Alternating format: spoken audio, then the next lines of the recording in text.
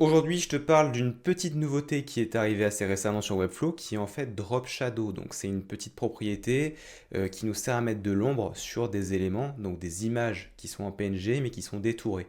Donc, qu'est-ce que c'est la différence entre Drop Shadow et Box Shadow? Bah, justement, c'est ce qu'on va voir ici.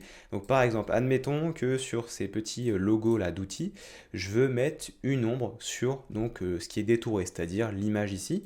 Et ben, on ne peut pas le faire. Par exemple, là, si je retire, on va retirer is5.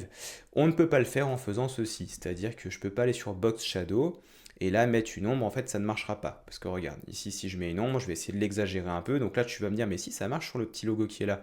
Oui mais regarde cela, là il va y avoir un problème. Je vais l'accentuer en augmentant l'opacité de l'ombre, voilà. Hop, regarde.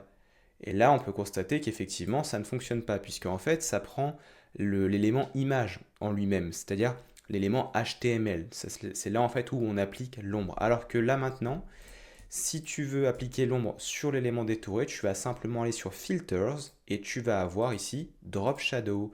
Et là, comme tu peux le constater, ça va appliquer mon ombre, hein. Donc je vais augmenter également l'opacité, je vais mettre un petit peu plus de blur. Donc tu vois, on a exactement les mêmes paramètres, hein, pour venir ajouter l'ombre. Et là, comme tu peux le voir, l'ombre s'ajoute derrière mes différents logos. Voilà du coup.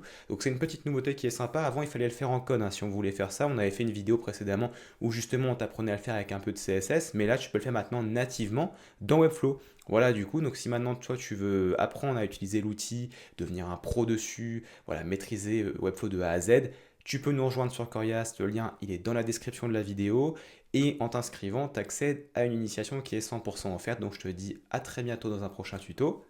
Ciao!